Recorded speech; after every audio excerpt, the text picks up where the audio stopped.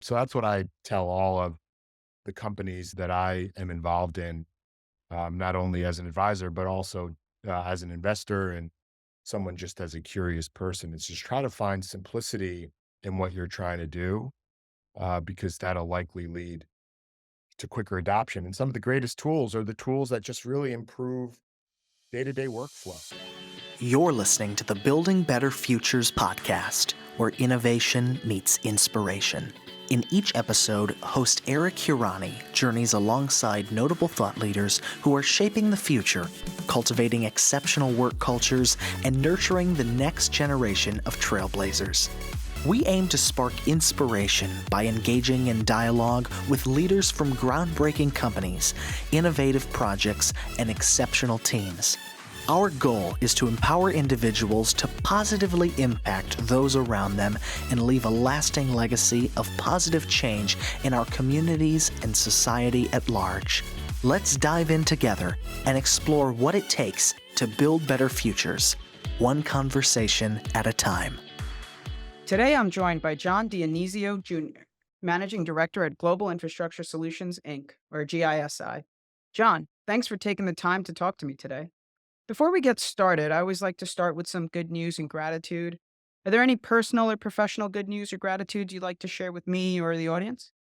Well, thanks, Eric. First off, thanks for having me. It's an absolute pleasure to be on. I would say I'd like to thank the mentors that I've had in my career.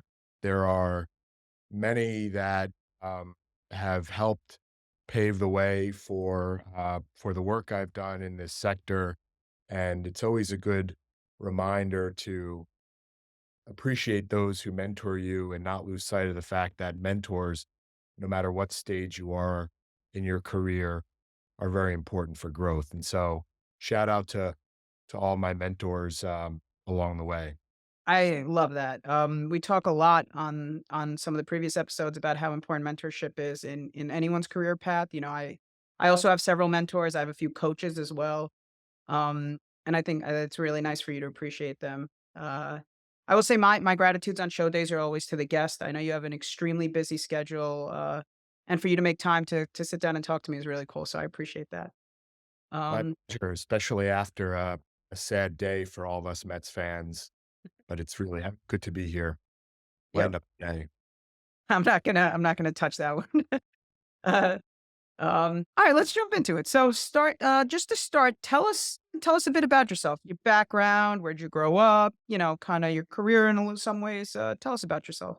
Sure. Well, I grew up on Long Island, in a nice little town, called Garden City, where parents would commute, daily usually by train to New York City, and kids would commute, uh, to and from school and around by bicycle. It was an absolutely lovely place to grow up. My parents still live there, as does my sister and her 3 children, so it's always fun to go back and walk the same streets you did as a child.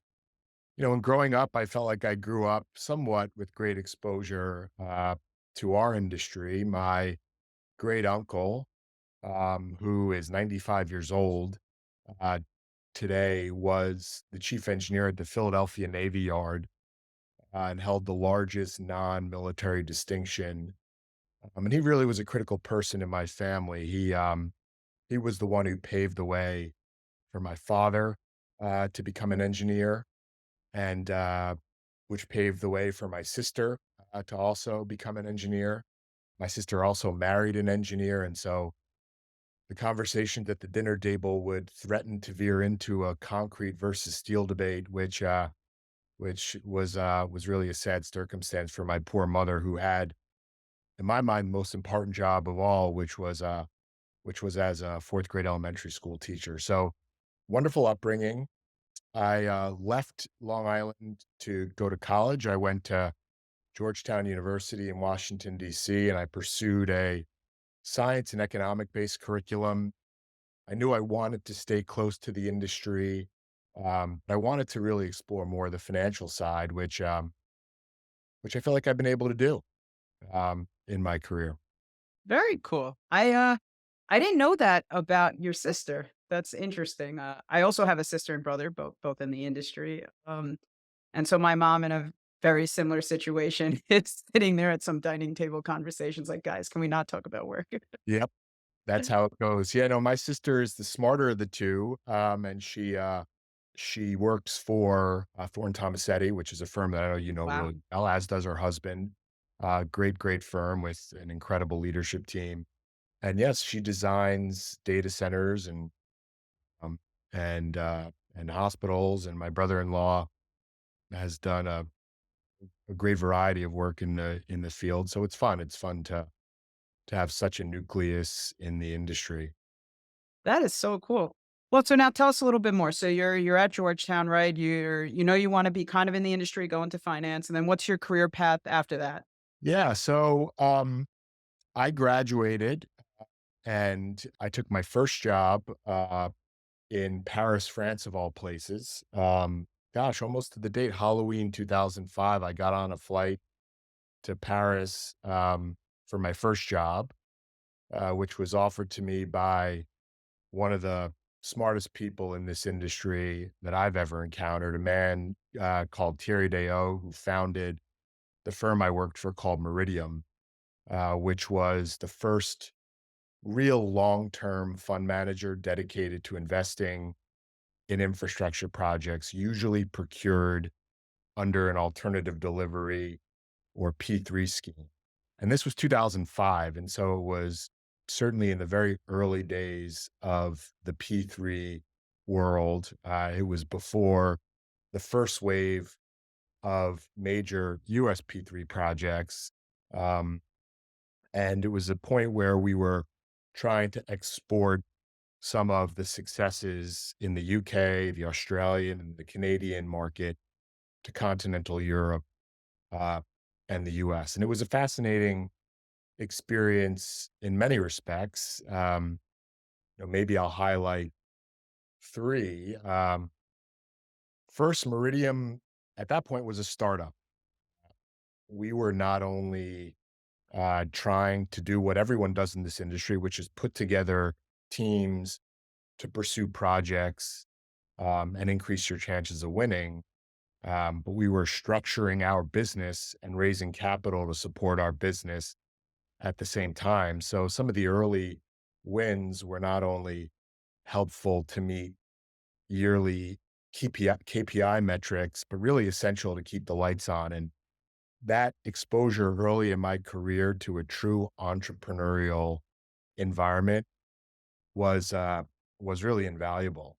The second fascinating part of the experience was that it required a real focus on risk, um, not only understanding the financial risk associated with financing large scale projects with private debt and private equity, but also the technical risks of the projects, which could lead to project failures, as well as the political rich, which was and unfortunately still is quite prevalent in the P3 industry.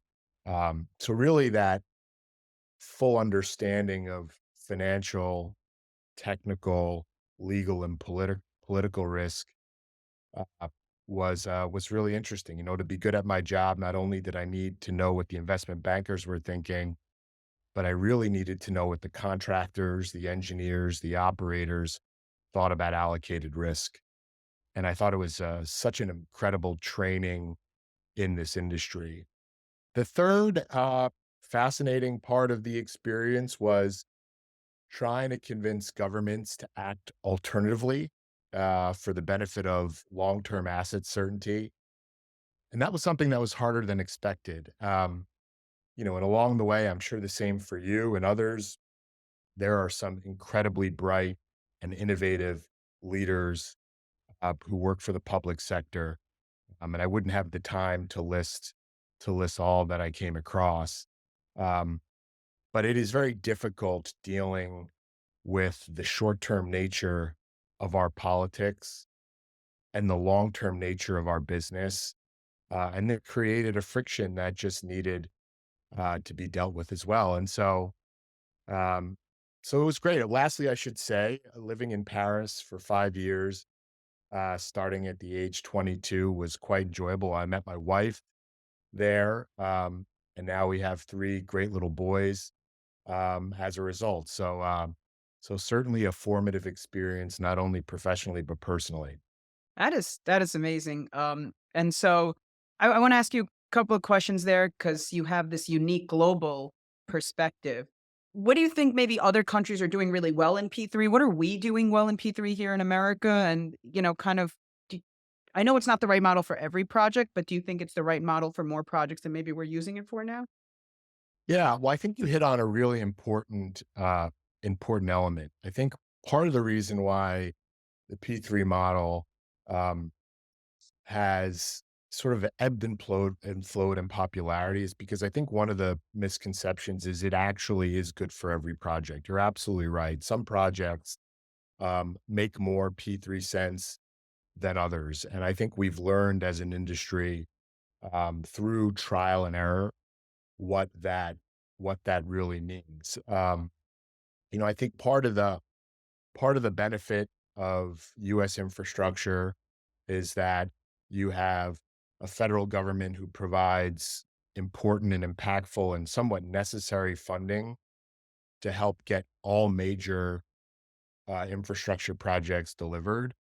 But it's really up to the states and the municipalities to prosecute that work. And that's a challenge. That's a challenge in the P3 world because it's very difficult to have a one stop shop solution across a country as expansive as ours and expect efficiency. And you see places like Canada, which has different, obviously, rules for province, but in my experience, there was more um, conformity across the model there. And you see it somewhat in continental Europe as well. And so it's difficult. I think what's really been interesting in the last 5 or so years, and so really when I left that industry on a daily basis to join GISI, you're starting to see, um, the next generation of alternative delivery. So no longer is the hard and fast rule, let's do a design, build, finance, operate, and maintain project where the contractor has to enter into a firm fixed price design build agreement based off of 30% drawings. Let's do things a little bit more progressively. And so you're seeing progressive design build or delivery partner models take shape. And I think that's a great natural progression of an industry. And again, appreciating that some large complicated projects should be procured in alternative fashion. So, in speaking about some, like again, I know you've worked to Canada and Europe, and I think also some projects in Africa, right? You've had this like very vast global experience. What do you see as the greatest challenge for infrastructure in America? Like here, what is your greatest challenge compared to maybe what you've seen around the globe? Yeah, and I think there's a lot of commonalities in challenges globally. I feel like there are certain commonalities that we're facing in multiple markets, that are solved with you know different different solutions based off of government and private sector involvement. But just maybe to highlight a few, um, I think it's fair to say that the cost of materials globally is sky high. And this is not only making projects more expensive, but also more unpredictable. When you have a dynamic where since 2020, more than 80% of the construction materials have increased in price, which is a global phenomenon, it becomes very difficult to plan. Um, so I think that's a challenge that you see certainly in the Western world, but also some of the Asian markets as well. I think what we've seen from governments, both in Europe, in the United States, and Asia, with respect to the amount of government funding going into projects is quite encouraging. We all high-fived each other when the IIJA and The IRA, to a lesser extent, was passed. But actually, fast forwarding 2 years, um, according to uh, one of the governmental websites, if you do the math, only about 30% of IIJ money has actually flowed to states. Um, and the legislation has only 2 more years of enactment before it has to be reauthorized. And I think this highlights a second major challenge that you not only see here in the US, but you see globally, which is a real lack of government capacity to get dollars flowing. And I'm not suggesting the government, folks that are within government trying their best to do it are enabled to, they're just under resourced. There's not enough people who are working on processing grants and going through environmental processes to actually get this money flowing. And that's a major challenge which exists here, probably more than it does in Europe. It definitely exists here. And then I think leads to the last challenge, which is of similar vein. It's not government capacity, but it's labor capacity. And I think this is the biggest macro risk to our industry. You have the latest Bureau of Labor statistics indicating that there are over 900,000 U.S. construction job openings um, as of August. Um, and if you think about the amount of work that needs to happen, given this federal funding and the need to modernize our infrastructure, we are coming to a point where there's a real issue with capacity. Um, on the positive, there are some really creative ways that people are trying to solve that problem. Little plug for a company that I support called Upsmith. They've developed a gamification product designed to recognize and award behaviors leading to um, productivity. So taking the same labor force and getting that labor force to be more productive as a way to solve the labor gap. But I think that is one issue that we all have to be very mindful of in the years to come. Interesting. I'm gonna go back to your second and third point, but I wanna touch on what you just said there at the end. So, I know that you work with a lot of entrepreneurs or maybe even advise, some of them. It sounds like is Upsmith like a company you're working with, or how do you know them? Yeah, so I got to meet the founder, Wyatt Smith, a few years ago, introduced to me by a dear friend.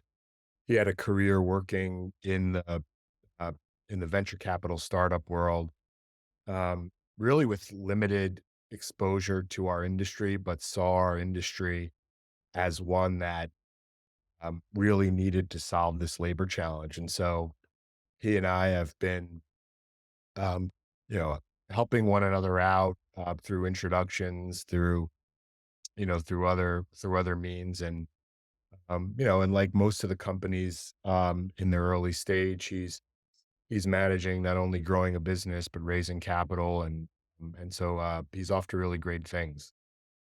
That's very cool. So, the question I have for you, and I was gonna save this to later, but, like, what is some advice you have for, budding on or aspiring entrepreneurs? And, I know it's not one size fits all, but what's something you just, like, would share with people if you had the opportunity to? Entrepreneurs, especially in the construction tech industry, I mean, it's booming right now, it's a very hot space. Yeah, anything you'd Yeah, care to share? yeah, it's a good question. Probably is the subject for a podcast in and of itself. But I recently was asked to address a dinner at the Built World conference in DC, which was focused on technology. And I offered the same advice, which was really somewhat of a cliche, but the advice is to keep it simple. There are many ideas that people way smarter than me are trying to solve with technology. But with any equation, the more variables there are, the harder they are to solve. And so I've seen in this, 7 years of being exposed to construction technologies that on balance, the simplest technology solutions prevail over the ones that are argued to have the most impact to start. because the ones that, perhaps get everyone excited because they're going to change the world, require many more hurdles to be jumped over. Our business, for the right reasons, is complicated. There are government stakeholder input that we need to consider. There are approvals, there are permits.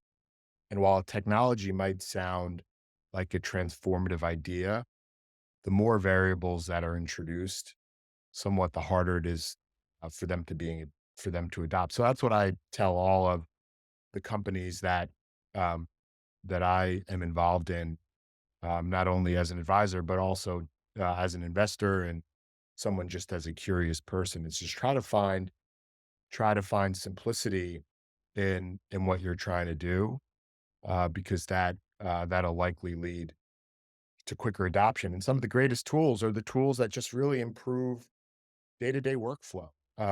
They're using AI to, take inventory of project qualifications that have led to success. They're, smarter scheduling tools that, allow everyone on a job site to understand what critical path items are being dealt with on a daily basis. And while there's certainly a place for more of the complicated innovations, keeping it simple is one thing to keep in mind. Yeah, I mean, we do that internally all the time. We try to if we have a problem, let's break it down to what's simple and what will people actually do, right? Because if you give someone the best solution in the world, but it's too complicated to use, they're going to go right back to doing whatever they were doing to solve that problem before you gave them a super complicated solution. So, um, Exactly. very good advice. So, I mentioned I wanted to go back to your points 2 and 3 earlier, which were, it sounded a little bit like around workforce development, right? We're going to have a labor challenge, or we're experiencing a labor challenge in this country for sure. And we're also experiencing challenges on the government side, where, like you mentioned, the departments just don't have the resources they need to really execute the amount of work that needs to be done to keep infrastructure up to standard. And so just, generally one of the things I like to do or that the goal of the show is to get more people interested in what we do, right? We positively impact the communities we build in, and we're able to positively impact the lives of the people in our industry. So I wanted to kind of just, I wanted to see if you could highlight like a project and let's get some people excited about what we do. Is there any project you or your family has worked on that you're just like, that really benefited the community in such a great way? And I'm just so excited that we were a part of that. Yeah, it's a great question. And what attracted me to this industry, uh, apart from, just being around it, growing up, was the fact that if you think about it, what we work on lasts for not only our lifetimes, but the lifetimes of our children and even generations to follow. Um, and the other convenient part is that there are so many groups of stakeholders that are involved in projects, from the owner's rep role to the contractor, to the engineer, to the subcontractor, that regardless of your role, everyone feels ownership in the projects they've been involved in, which is fascinating, to me at least. And so for anyone who's looking to be exposed to an industry that has a lasting impact, you know, not only lasting impact on communities, it's ours. And there's so many things to do within our industry that the curious mind could focus on. I mean, I had the good opportunity to be involved in the LaGuardia Airport Central Terminal project, um, like hundreds of others in our sectors, thousands of others in our sectors. And every time I drive by that airport on my way to visit my parents on Long Island, my children in the back, I'm able to describe um, aspects of the project, my involvement, and there's a sense of pride with that. And I think there are certainly other industries that have that same feeling, but ours is quite unique. With respect to projects specifically, just looking out the window here in New York City, there are so many incredible things um, that are being done in New York and the tri-state area. Some from the iconic projects like figuring out a way to solve the Gateway project through an alternative delivery procurement, by the way. But also some of the, um, you know, less less visible work. I mean, take NYCHA. NYCHA, which is the largest public housing authority in all of North America, is going through a massive modernization program where they are making essential upgrades to replace roofs, improve energy efficiency, replace boilers, improve heat and hot water services, abate lead and asbestos, which is making the children who live in those buildings lives more safe. And I think it's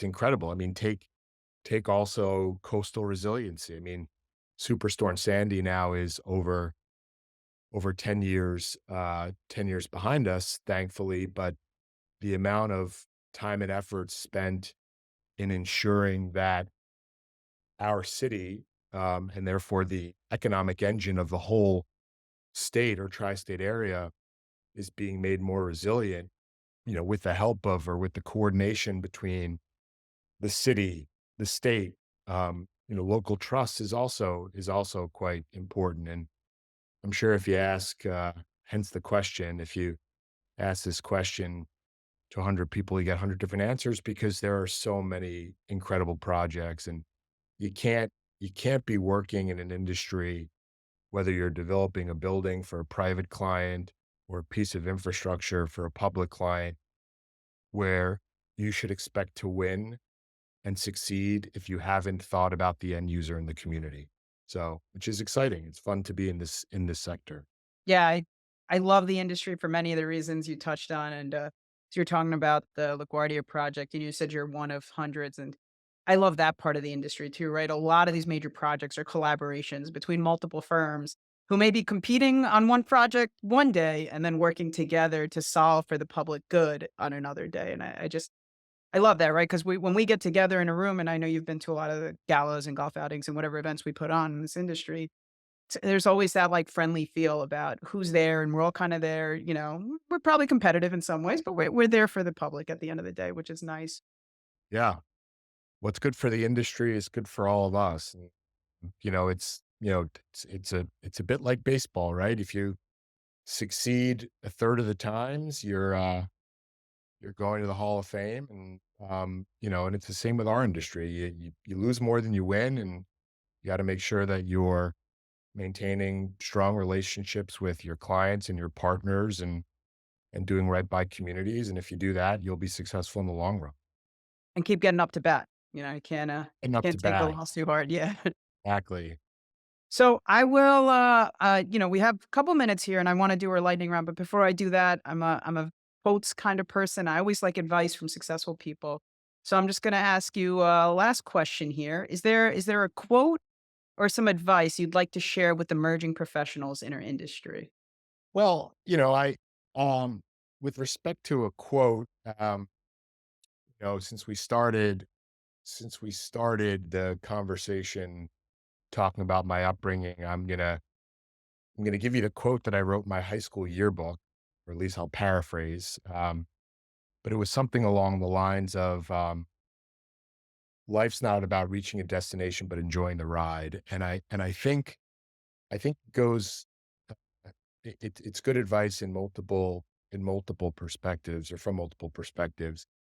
I think as a professional, if you can continuously focus on not only your growth, but the growth of the people around you, um, you'll be successful. Never stop trying to find um, people who you look up to. Really focus on working with people who treat you with mutual respect and trust. and, and never stopped growing. And I could tell you some of the people I work with to this day who are in their 70s, 80s, and 90s, are still rolling up their sleeves and focused um, on helping and growing. And I think that's refreshing to see. What a great quote, but I love the philosophy behind it, everything you shared there, and, yeah, you gotta keep getting up to bat, right? You just gotta And up to keep on. bat, Yeah, I hopefully love late October. So, all right, I'm gonna jump into the lightning round real quick here. So these are gonna be like one-word answers. They're for fun, just to get to know you better and think a little creatively outside of the engineering hats that we wear. What was the first concert you ever attended? Oasis at Jones Beach in the 90s. And I'm very excited because I waited online at Ticketmaster and got tickets to their reunion tour in next year. So yeah, Oasis back in the 90s. That is going to be awesome. Yeah, me too. I'm not a musician at all, but in college, I tried to learn how to play guitar. And Wonderwall is one of the few songs I can at least hit all the chords. I'm not gonna say I can play it, but Well, you gotta show that off on this podcast. I definitely will never show that to anybody ever. But that's gotta be awesome, and Jones Beach Theater is such a fun venue. I don't know if that's where the reunion's gonna be, but, it's a I It's at MetLife, Okay, cool. but yeah, no, you're right. Jones Beach is a pretty unique place. We actually my wife and I were there, like, twice this summer, and just, like, some of them were unexpected. We just got tickets last minute because we just love being there. It's a fun area when the weather's right. It's great. I know you have 3 boys, so, this question is, if you could be any fictional character, who would it be? And I don't know all the ages, but I'm sure they're into some sorta either Star Wars or Marvel or Disney or something. Great question. I don't really if I could be a fictional character, I would probably be I don't know, how would you answer that? So my answer is and I just go top of mind, but it's Iron Man. I don't know, I loved Iron Man growing up, and I guess he's in just like the most brilliant engineer, right, in the, Marvel universe, and, it's cool, so I like him. Yeah, I don't know, maybe I'll go with Batman because There's I no wrong always answer. yeah, I always found him to be the one superhero that was human, and, had a sense of fallibility because of that, but that's a good question. Well, you could think about it, and we'll talk about it some other time. All right, next one, if you could have an unlimited supply of one thing, what would it be? The answer is probably time with my children, because, as you know, it just goes so fast, and, uh, and they're a pleasure to be around. If I was stranded on a desert island and I needed one thing, to calm me down, it would probably be, New York pizza is where I would go with that, in infinite supply because it's the best in the world. Well, now I have to ask you though, where is the best pizza in New York City? Oh, well, I would say there's 2 favorites that are currently frequented by me. One is called Lucia, which is on Canal Street, and the other one is called Mama Two's, which is, on Bleecker Street in the Village. And if you go to Two's, try to meet the owner, who's an awesome young guy who, is just the typical hardworking, second generation. His grandmother started business years ago, and he's a delight. So I'm always trying to get people to go there. So, I loved your first answer, time with the kids, right? We don't have enough time at all, period, in this life, and, so spend more time with the children would be amazing. To the pizza point, my wife is a huge pizza fan, so much so that 2 Valentine's days ago, I took her to, like, 5 Brooklyn pizzerias. We did a whole taste testing. We went to, like, Lucali's, we went to Oh, wow. F&F's, we went to, DeFara, and I'm gonna blank on the other 2. And I have this Excel sheet, that's the engineer in me, where we rated, like, crust and, sauce and My cheese and gosh. grease, and was So, I will take her to these 2 places. You Do said, it. Luca on Canal and Ma how do you spell 2? Mama, Too. Too on Bleecker. Alright, cool. Yeah, I will definitely, I will find time to take her there. And then last question, and this one's a bit of a tough one, but, if your life was a story, what would it be titled? My life was a story. What would it be titled? Um, it would probably be something along the lines of, um, the ups and downs of a extremely happy and fortunate life. What a great title, and you just came up with that on the spot. I've had this question asked of me before, and I never know what the answer is gonna be, but I love your answer. That's probably the best one I've ever heard because 'cause I've heard some other people answer this question. It's a good question, yeah. Really great, great answer. Um, alright, well, with that, we're right on time, so I appreciate and thank you again for making some time to do this. I had a great time. I hope you Me did as too, well. yeah. It was a lot of fun. And, with that, I'll just, anything that we talked about during the show that has to be in the show notes will be available, and with that, take care, everybody. Perfect. Thank you. Thanks for joining us for another episode of Building Better Futures. The show notes include links to any resources mentioned in today's show. If you're enjoying our podcast, please subscribe so you never miss an episode and leave us a 5-star review. This episode is brought to you by Infinite Consulting Corp., your go-to firm for MBE certified project and construction management consulting. Discover how Infinite can help you build a better future at infiniteconsultingcorp.com.